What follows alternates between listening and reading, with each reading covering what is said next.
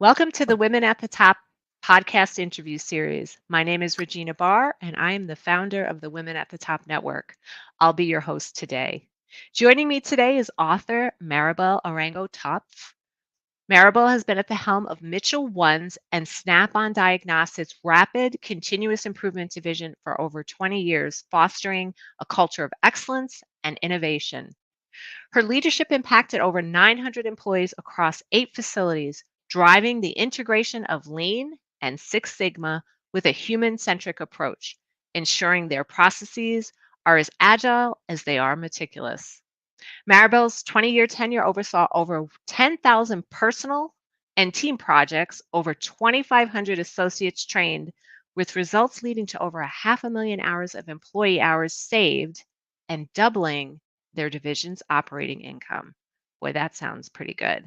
Welcome, Maribel, to our call today.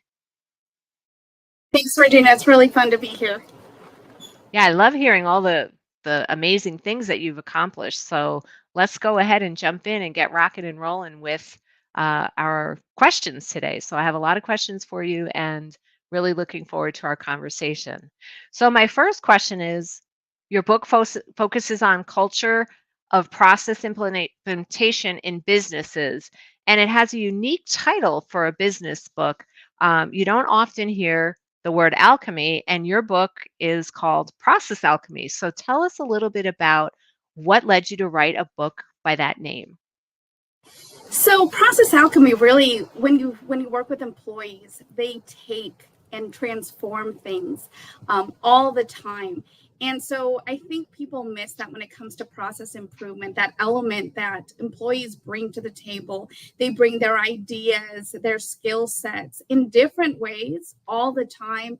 And they transform the company when done properly in many, many ways. And I don't think enough companies truly leverage all of the assets, the collective cumulative assets of their employees.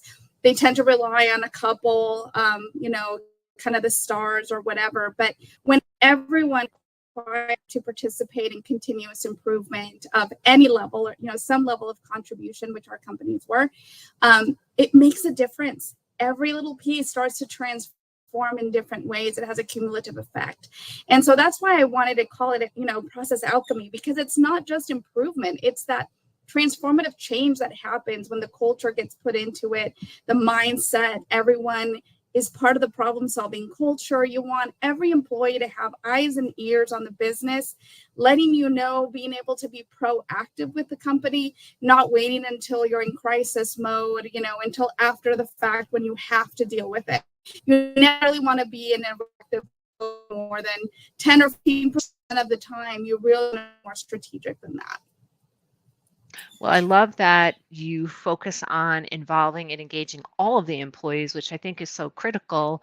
And then I love that idea and that visual that I can get from what you're saying about transformation. So I love the title, and I hope that others like it too. So over the course of both my corporate and consulting career, I've been involved in a lot of enterprise-wide change management. I feel like that's my middle name. And I know firsthand that implementing change can be hard. And when possible, people will avoid it like the plague. And I'll hazard a guess that you've experienced that too. So tell us a little bit, how do you handle that resistance from existing staff when implementing new processes? And how do you manage this type of change effectively? I think first you have to honor the skill set of the employee, and you have to honor their contribution and who they are and what they bring to the table. So kind of my first element is to really position myself, the position itself, properly. So I always tell people, even the most elite athlete has a coach, and that coach is not in competition. The athlete is the one that is shining, even though you probably don't even know the name of the coach behind that person. So when you think about continuous improvement in a CI role, or anybody who takes on that kind of role, that's exactly what it is. You acknowledge that, hopefully, and for me, I always felt like you're dealing with star employees. You want to give everyone kind of the assumption that you're dealing with the best and really let them know you are the best. So when you're coming into making change management and process improvement, all that, it's not about saying, oh, you're not doing it well, or, there's flaws in how you do things. It's really about, how can I help you take what you do and take it to the next level? Because athlete wants to take it to that next level. They know they're good, but they're always wanting to improve and become better and find different strategies and techniques on how they can improve their performance. When it comes to all employees, that's exactly what you're looking for in process improvement. You really want to be that force that helps them look at their own processes, look at their own, workflows and how they do things, and how do you make them better? So it's never a threat. So when it comes to change management, you're really not saying, I'm changing things because you're not doing it well. It's, no, we've gotten to this point, because you're great at what you do, but how do we take the company, your position, your career, whatever, to that next level? My job has always been about helping all of our teams, our employees, to visualize what they already do in different methodologies, in different ways, so that they can get that aha moment. They can create new strategies. They can create new ideas in order to improve, their work performance, their workflows, the processes, strategies, whatever it is that they're working on. So I always say, whatever you're doing, my job is to help you do it better. It's not about coming in and changing improving things themselves. Right. And so I always tell people, if you position that correctly, then change management is no longer a threat. It's not, I don't need to make a change. Don't come in here and telling me what to do. You don't know what I do. Right. And you want to remove that defensiveness by really just telling people,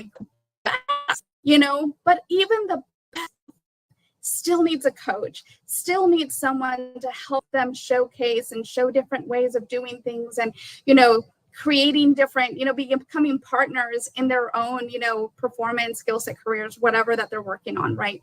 And so when you position it differently, I think people are a lot more open. When you think of it more as a coaching, as opposed to kind of a consultant that's coming in there and boom, boom, boom, we're going to change all of this because you're doing it wrong. I think it makes a huge difference in their attitude, their willingness to be open. And what you really want is for everyone to be very open-minded, ready to go, ready to participate, ready to work with you. If you have too much resistance, this, you're going to slow everything down. You're going to be dealing with battle of the personality and everything first before you can even get to the point of actually improving and getting all those benefits as to why you started down this process. Right.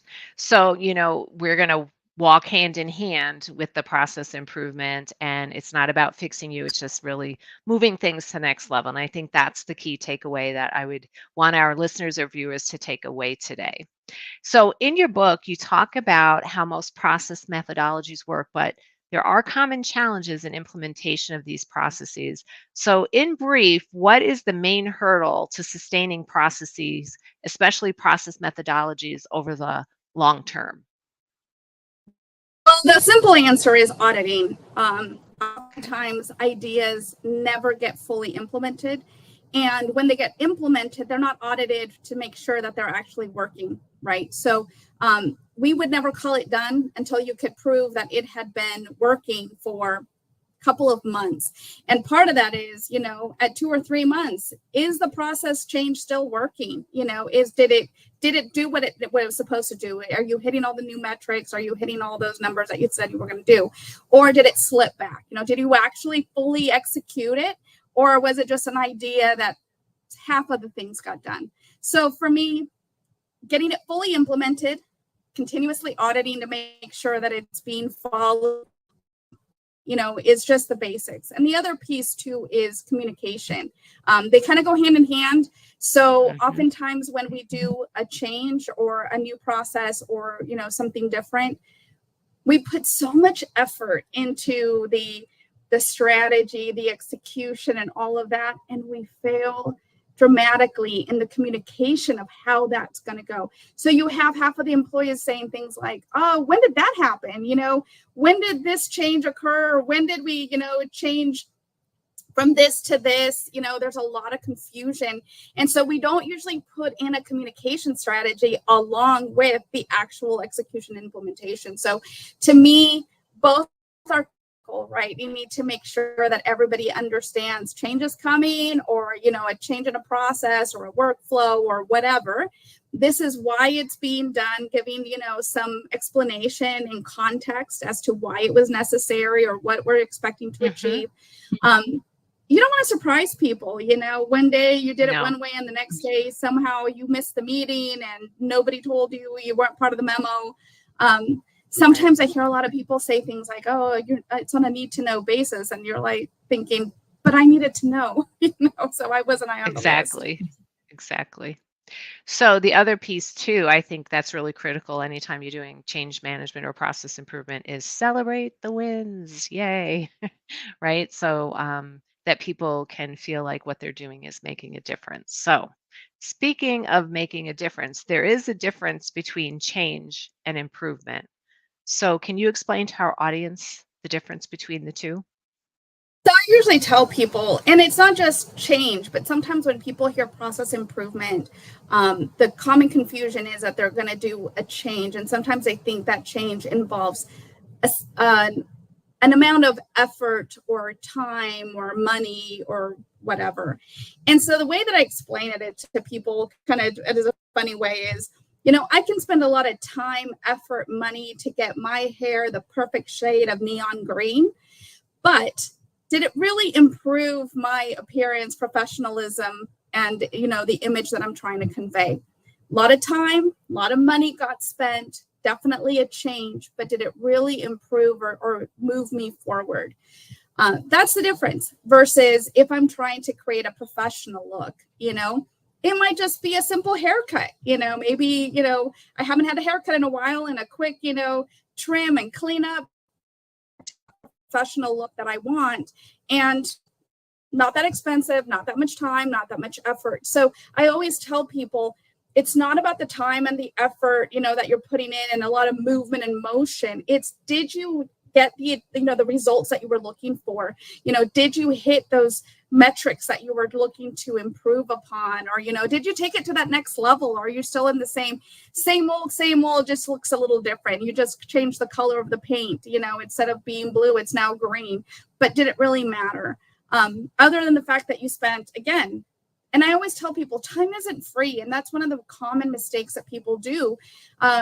The minute that you start investing your time in some sort of, endeavor, that isn't free. The time that you spent doing that could have been spent doing something else. And so if you're saying that this is important for me to finish or accomplish or fix, that's great. So you should see some results from it. It shouldn't just be a cosmetic difference of some sort. So I always tell people, be very careful that you understand what you're trying to accomplish and that you're not just making a lot of movement and just, changing and doing a lot of cosmetic appearances or different things to the process, that it's actually doing something significant, because chances are you're going to spend significant resources, time, effort, energy, focus, you name it. And you really want to make sure that that's coming, that's going to give you something for that effort. I think that's a great analogy that you gave us, and then love that you've been able to very articulately explain those differences. So I want to talk a little bit about change. One of the things I think we can say is most people don't like to fail, and people don't like to talk about failure, whether it's personally or professionally. So your book does talk about how the discussion of why something failed is a critical piece of creating that operational excellence that I think most organizations are hoping to achieve. So tell us a little bit more about this, about failure and why is it important? So one of the things that happens is, and this kind of comes down to communication as well. It's all about communication. When we talk about, being open about, hey, this isn't going well, or, this didn't go well, we tried this, didn't. The way that someone reacts to that is going to really reinforce the culture as to whether or not we'll discuss it again. Because if somebody did not react well to bad news or a missed deadline, what's going to happen? The next time that something bad is happening, I'm just not going to tell you because I don't want to deal with, the confrontation, the conflict, and everything else.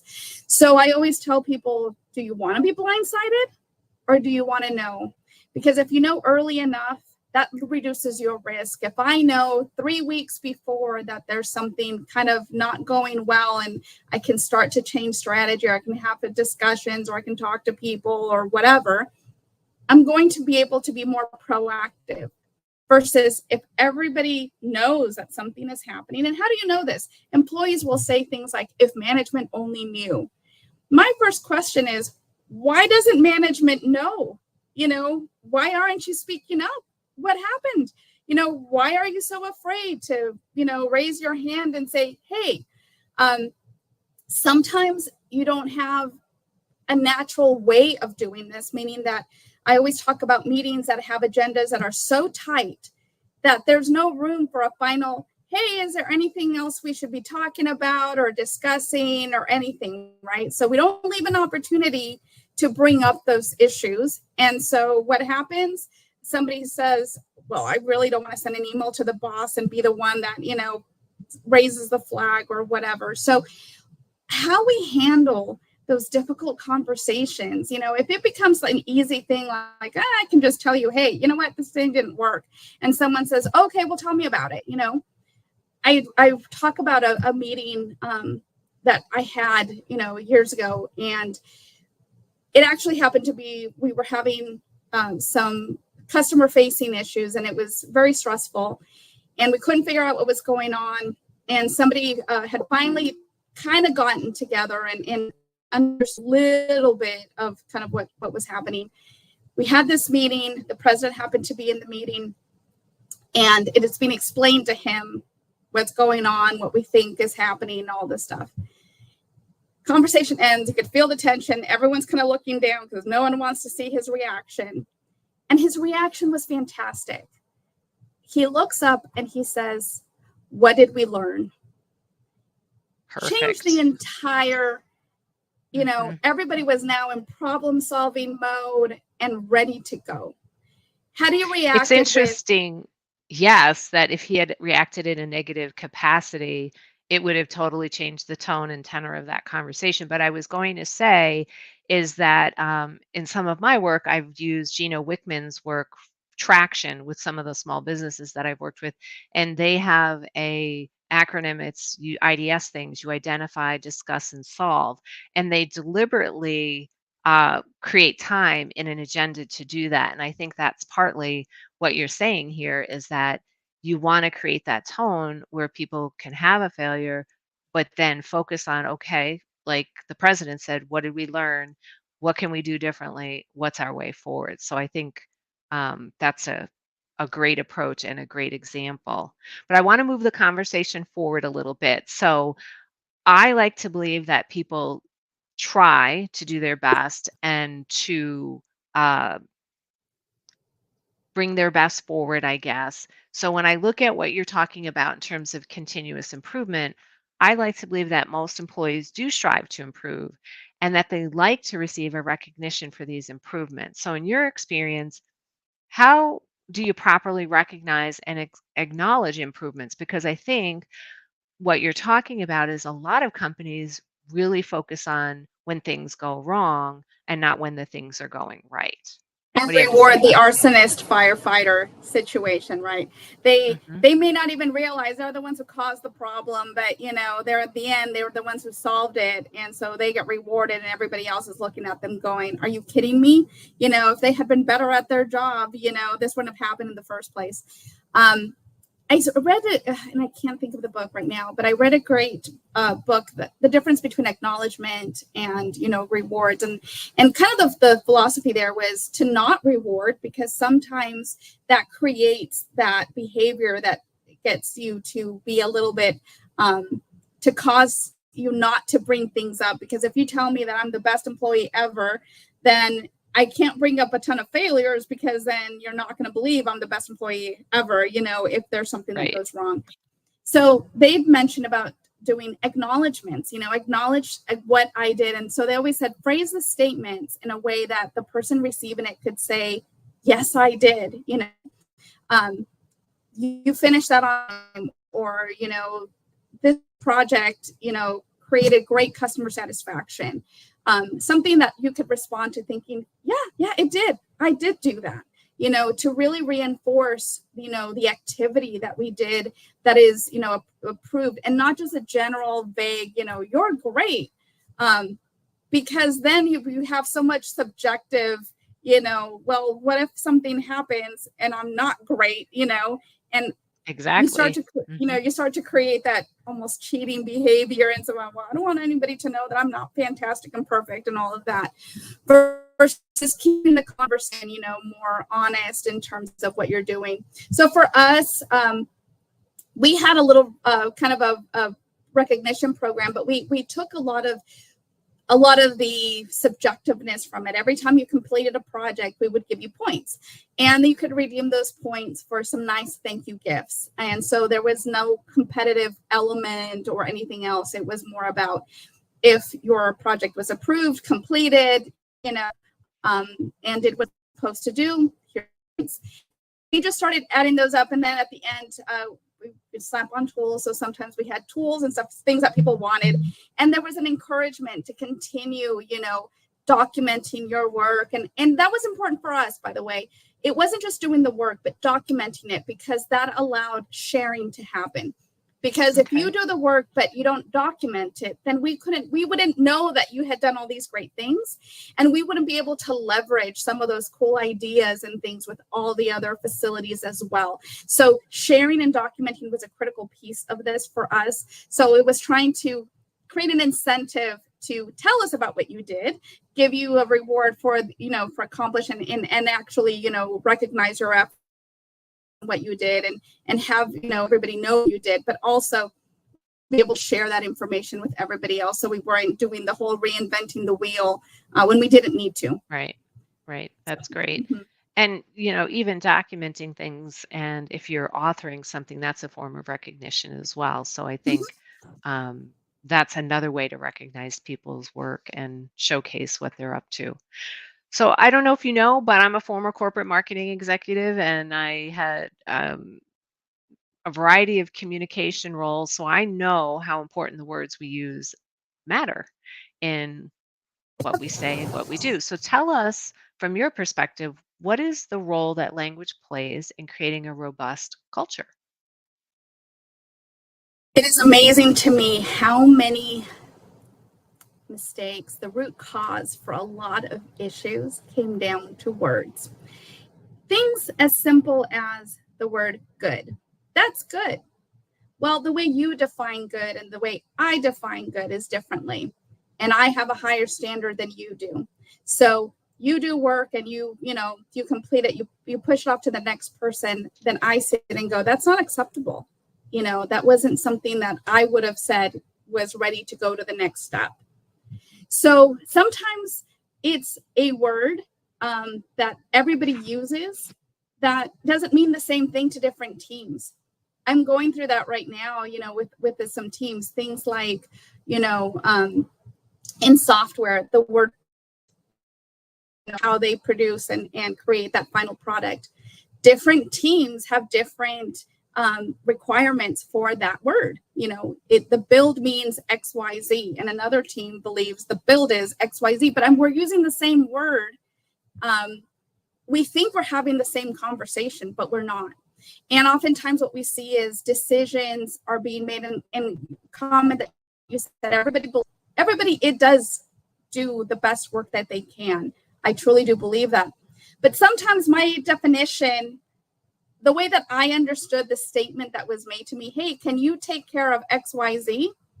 The way that I defined it versus you, I went ahead and did the work and did it the way I thought that I interpreted it. And it was great. And I put my best effort just to find out that that's not what you meant. You expected something totally different. And now there's kind of a conflict because you're like, you did it wrong. And I'm thinking, no, I did it right based on my interpretation, based on my definition of, the instructions. So I always tell people,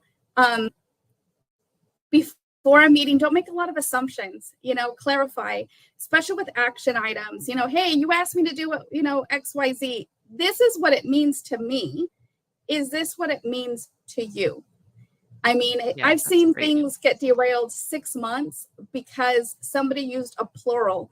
In one case, it was diagram versus diagrams. And that plural implied a whole different workflow. And a vendor went and did 6 months worth of work before we caught it. That was in a whole different way than it should have been. All because we thought everything was leading to one. They thought it was leading to multiple. It's just amazing how little simple things can trip us up. And I'm constantly reminding people, don't assume you're having the same conversation. Always clarify, always, recap and state back to the person, okay, so what you wanted me to do or what you meant was, or what I'm going to do is XYZ, because that's how I interpret it. Is that what you meant? And having somebody hear that, acknowledge, yep, that's what I meant. That's what we're doing, as opposed to just assuming that, oh yeah, I got it. And then you move forward just to find out you didn't get it. So it didn't get it. Yes, exactly. I think having those clarifying conversations is so critical and important. Time saver, frustration saver, and time and money saver, really, when you boil down to how much time and effort. You said 6 months. I'm thinking, OMG. It was expensive. So, yes, no kidding. That was an expensive learning opportunity, we'll say, because we are talking about continuous improvement today.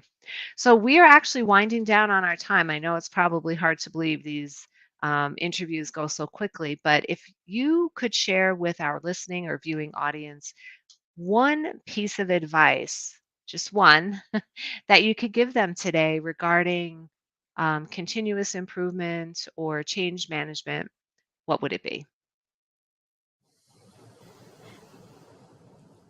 Don't overcomplicate it. Start small. People want to take on huge projects or else it's not worth it. And that isn't true. I think if you just feel like anything I do, if it's better than what it used to be, is a great start. And once you get into that mentality and it becomes a habit, then it becomes so much easier when it comes time to tackling the bigger things, because you're used to it. You don't run a marathon if you haven't trained. You start with half a mile for a couple of days, then a mile, then a couple of miles, and eventually that 26 miles doesn't feel like it's a huge challenge. You're ready to go. You're ready for it. And process improvement is the same. Start small. It's okay. Don't think that, because what ends up happening if you think it's too big, you don't even get started. And you'll never see the benefit of the improvement. You'll never get into the habit of doing it. You'll never change the culture if you just don't start. So I always tell people, don't make these huge plans for it. Just get started. Pick something small and just do it.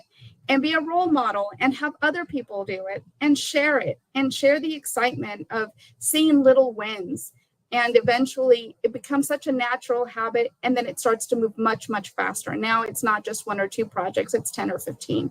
It's the bigger projects. You're tackling it better. You're doing more. And it gets easier every time. Like I said, you don't run a marathon. You don't wake up in the morning and say, today, I'm just going to go ahead and sign myself up and start running. You're probably going to fail and you're not going to feel good. But I think today, I'm just going to run a few blocks and get myself ready to go. You're going to feel so good because you did something. You feel accomplished. And tomorrow you're going to be more likely to continue doing it because you had a great day the day before. Couldn't agree more. And I always like to say that energy begets energy. So when you do something, that energy multiplies, and then you're able to do more and more and more. So that's all we have time for today. I do want to thank you, Maribel, for being here today with us. And a big thank you to our viewers and listeners for joining us today. See you next time. Thanks, Regina.